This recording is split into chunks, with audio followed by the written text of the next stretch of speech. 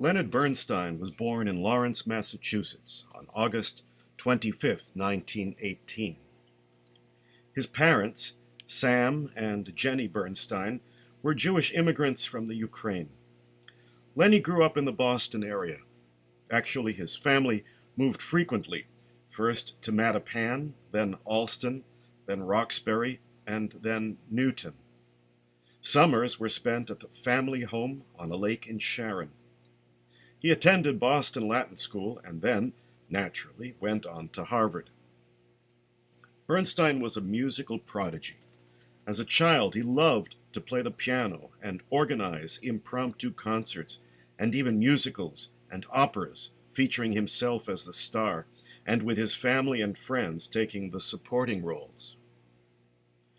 Bernstein said that the first time he heard great music was as a child at congregation Mishkan Tefillah, listening to the organ and cantor and choir, all under the direction of Professor Solomon Bruslovsky. Bernstein attended Hebrew school at Mishkan Tefillah and celebrated his bar mitzvah there. His father, Sam, came from a long line of rabbis, and Sam himself was deeply involved in the study of Jewish texts, especially the Talmud. But while his passion was Talmud, his work was the beauty supply business, the Sam Bernstein Hair Company. Naturally, Sam wanted Lenny to go into the family business, or if not that, then he should be a rabbi. He simply couldn't understand his son's interest in music. My son, a klezmer? Never! Years later, he was interviewed and asked why he discouraged his son from a career in music. He replied, "How did I know he would grow up to become Leonard Bernstein?" After college, Lenny studied conducting at the Curtis School of Music in Philadelphia and then moved to New York. In 1943, he was appointed assistant conductor of the New York Philharmonic. Now that's a great gig, but unfortunately, assistant conductors hardly ever get to conduct. They just stand by in case, for some reason, the real conductor is not available. His big break came November 14th, 1943. It was a Sunday morning, and Lenny was nursing a hangover from a late night of celebration the night before. The phone rang, and he was told he would be substituting for Bruno Walter, who was too ill to conduct, and there would be no rehearsal. Well, he did it. He was great, and he was praised the next day on the front page of the New York Times.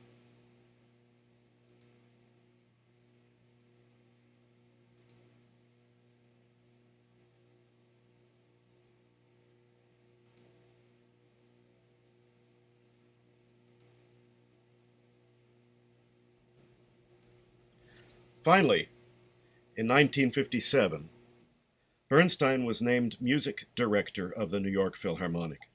He became the first American-born music director of any major symphony orchestra. Yes, Bernstein was a great conductor, but he was also a great and devoted teacher, a brilliant concert pianist, a well-known composer,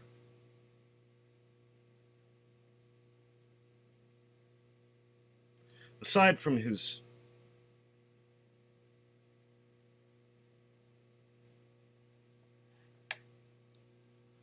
among the many works that he composed were ballets, operas, including Trouble in Tahiti and Candide, musicals, such as On the Town and West Side Story, and Mass, which was really a musical. On the Waterfront, a great film score. A lot of orchestral music, including 3 symphonies. Great choral music, including our Chichester Psalms. A number of songs, including the aptly titled song cycle, I Hate Music. Some great piano music, and fabulous chamber music, including jazz-influenced pieces.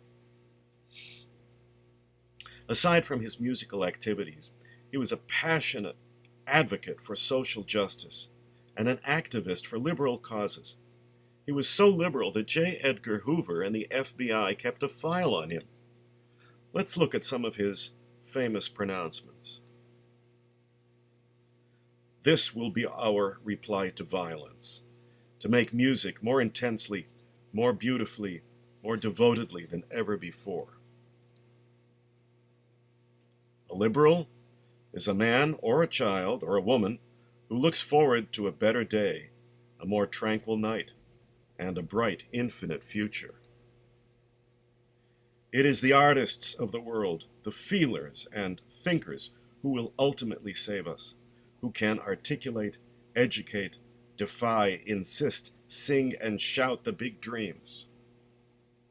Bernstein was also strongly identified Jewishly and was a passionate supporter of Israel.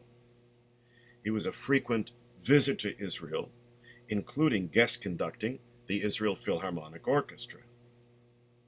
Many of his compositions have Jewish content. The Jeremiah Symphony of 1942, his Hashkivenu of 1945, commissioned by the Park Avenue Synagogue in New York, two Israeli songs, Simchuna and Rina, arranged for mixed chorus and piano. Then there was East Side Story.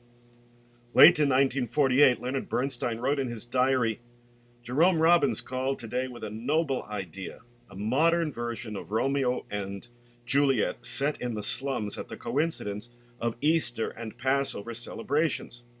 Feelings run high between Jews and Catholics. The Jews are the Capulets, the Catholics would be the Montagues. Juliet is Jewish. Friar Lawrence is the neighborhood druggist. There are street brawls, double death, it all fits. Well, we know what happened to that. There is Yigdal, a Hebrew liturgical melody for mixed chorus and piano. Four Sabras, piano pieces dedicated to four Israelis. The Kaddish Symphony, number 3, based on the story of the Kaddish of the Berdichev Rebbe, who takes God to court for not holding up his end of the bargain to protect the Jewish people. The Chichester Psalms. His Mass, while based on the Catholic liturgy, its premise, challenging God and questioning faith, is very Jewish, and it even includes a setting of the Jewish Kedusha. The Dibuk ballet, based on the Russian Jewish legend, and Khalil, chamber music, dedicated to the spirit of Yadin Tenenbaum, an Israeli flute student who was killed in his tank close to the Suez Canal during the 1973 war. Well, the year is 1965. Bernstein is on sabbatical from the New York Philharmonic. He needed some time off from conducting so he could concentrate on composing. He was working on a Broadway musical version of Thornton Wilder's play The Skin of Our Teeth, with choreographer Jerome Robbins and lyricists Betty Comden and Adolph Green, the same team that had 21 years earlier created the hit musical On the Town. Unfortunately, it wasn't going anywhere. They simply couldn't make it work. On January 25th, Bernstein wrote a letter to his composer friend, David Diamond. He said, "The failed musical was a dreadful experience. I am suddenly a composer without a project, with half that golden sabbatical down the drain." He tried composing 12-tone music, and in other idioms considered to be cutting edge for classical music in 1965, but nothing came of it. All the projects were scrapped. It was very frustrating for him. But he had another project up his sleeve. December 10th, 1963, he had received a letter from the very Reverend Walter Hussey, Dean of Chichester Cathedral in England. Dear Mr. Bernstein, I hope you will forgive my writing to you and will not think me presumptuous. The choirs of Chichester, Salisbury, and Winchester cathedrals combine for a short festival each year which takes place in the three cathedrals in turn. The Chichester organist and choirmaster John Birch and I are very anxious to have written some piece of music which the combined choirs could sing at the festival to be held in Chichester in August 1965, and we wondered whether by any chance you would be willing to write something for us.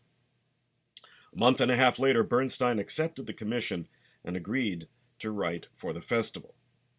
The following summer, Hussey wrote, "Dear Dr. Bernstein, we are all tremendously looking forward to the setting of the psalm which you kindly said you would write for us for our Three Choirs Festival next year. The combined strength of the three cathedral choirs is about 70 to 75, all boys and men. I hope you will feel quite free to write as you wish and will in no way feel inhibited by circumstances. I think many of us would be very delighted if there was a hint of West Side Story about the music." Well, next winter, just a few months before the deadline, Bernstein writes, "My dear Dean Hussey, I was on the verge of writing you a sad letter, saying that I could not find in me the work for your festival, when suddenly a conception occurred to me that I find exciting. It would be a suite of psalms, or selected verses from psalms, and would have a general title like Songs of Youth. The music is all very forthright, songful, rhythmic, youthful. The only hitch is this: I can think of these psalms only in the original Hebrew." 3 months later, Bernstein writes, "I am pleased with the work and hope you will be too. It is quite popular in feeling, even a hint, as you suggested, of West Side Story, and it has an old-fashioned sweetness along with its more violent moments." How did Bernstein feel as his sabbatical was coming to an end and his compositional output seemed so meager? He wrote an essay and a poem that was published in the New York Times.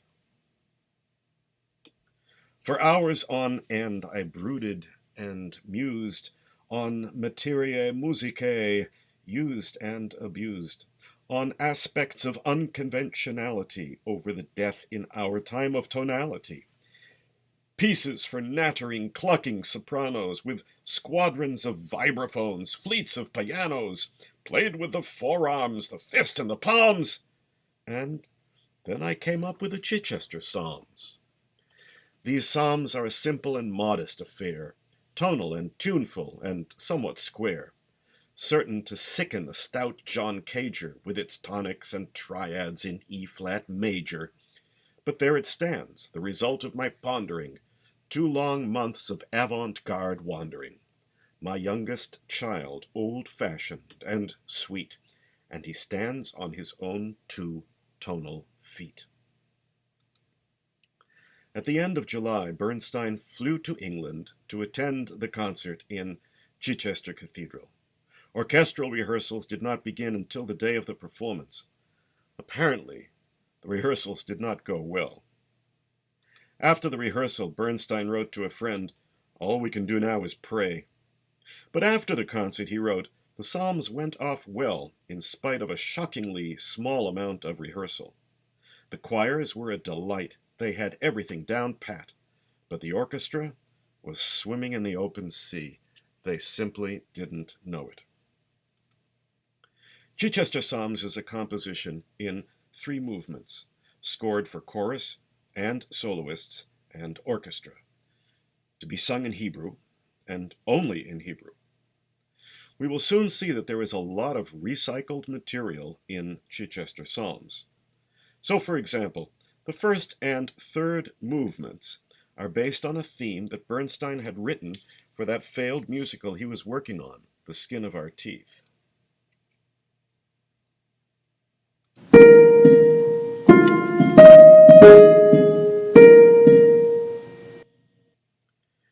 It's extraordinary how many different moods the composer can evoke with this 5-note motif.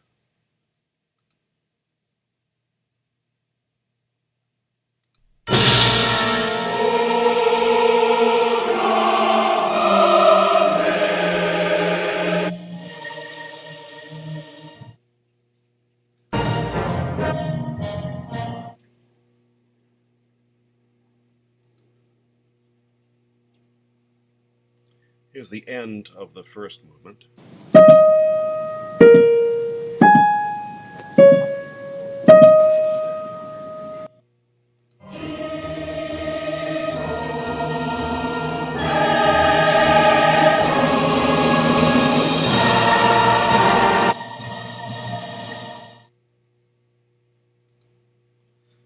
Then there's the opening of the third movement, in which Bernstein is struggling with his faith, wrestling with God. Dissonant music portrays the composer's angst.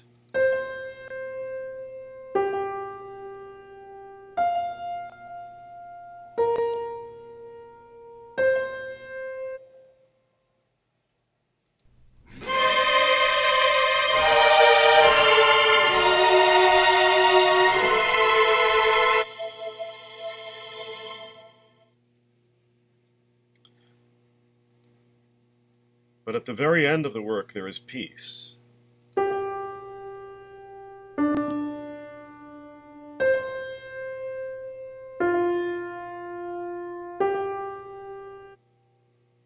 Listen to the choral resolution of the third movement.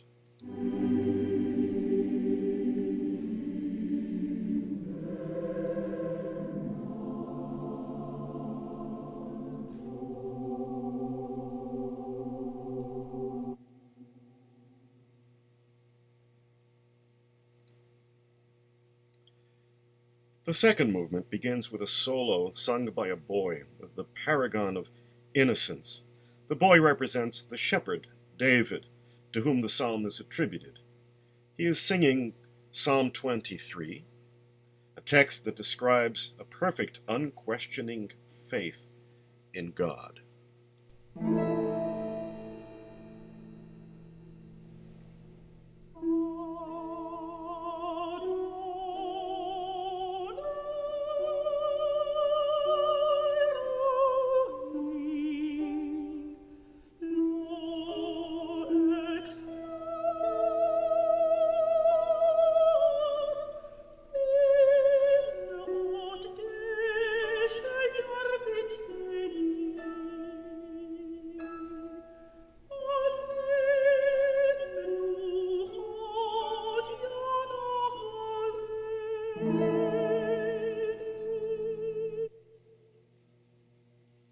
Now that melody was salvaged note for note from his failed musical, The Skin of Our Teeth.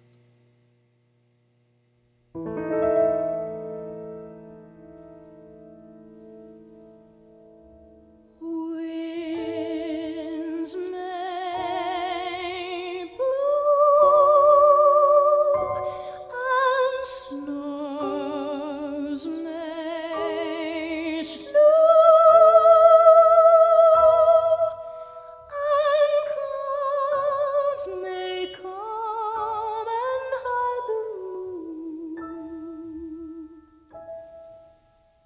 Still we know that someday soon.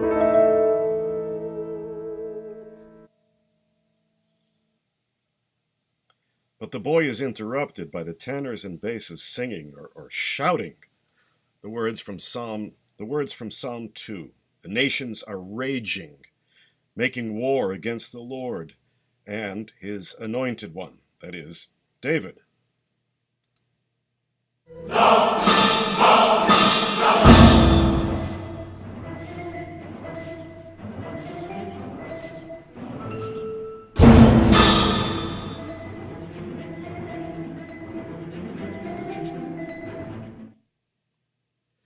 The interesting thing is that music is based on an outtake from West Side Story.